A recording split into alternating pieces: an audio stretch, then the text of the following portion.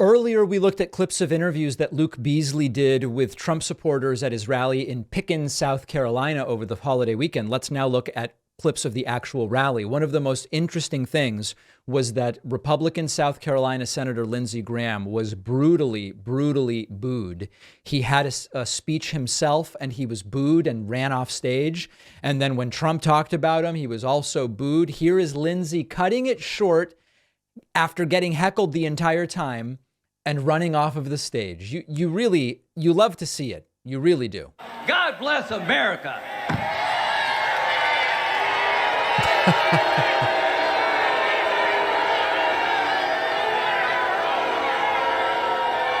A visibly frustrated Lindsey Graham, brutally booed by a supposedly friendly MAGA crowd, and walks off stage. When Trump mentioned Lindsey, the crowd also not convinced. Twice. Not, you can make mistakes on occasion. Even Lindsey down here, Senator Lindsey Graham, we love Senator Graham. We're gonna love him. We're gonna love him. I know, it's half and half, but when I need some of those liberal votes, he's always there to help me get them, okay? Right. We got some pretty liberal people, but he's good. He's good. We know the good ones. We know the bad ones. Crowd is very much not convinced.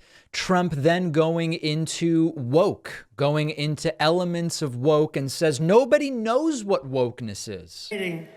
For women. And the amazing thing, because of our crazy woke society, and I hate the word woke actually, because nobody even has a real accurate description. It means lack of common sense more than anything else. But because of...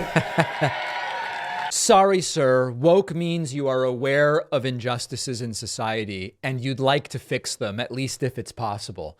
Trump, as news was breaking about his phone call to pressure Arizona's governor to overturn the 2020 election results, weighed in during his speech about his phone call to try to get Georgia officials to overturn the election results. And he continues to insist, this was just a perfect call. Copy of it. It was a perfect call. These were perfect calls. These were calls where you're questioning the validity and the safety of elections. And it's a disgrace that they're allowed to even think about it. But not one person protested until long after that call. Right. And if there was something wrong with that call, I am not a stupid person. Number one, I'm an honest person, so I wouldn't do it anyway. But when people are on the phone and... Trump would know whether there was anything right or wrong, whether there was anything wrong with the call. That's not true. Trump doesn't know anything. And Trump would never lie about the call. That's not true. Trump lies all the time. Many lawyers, do you think many people were on that phone?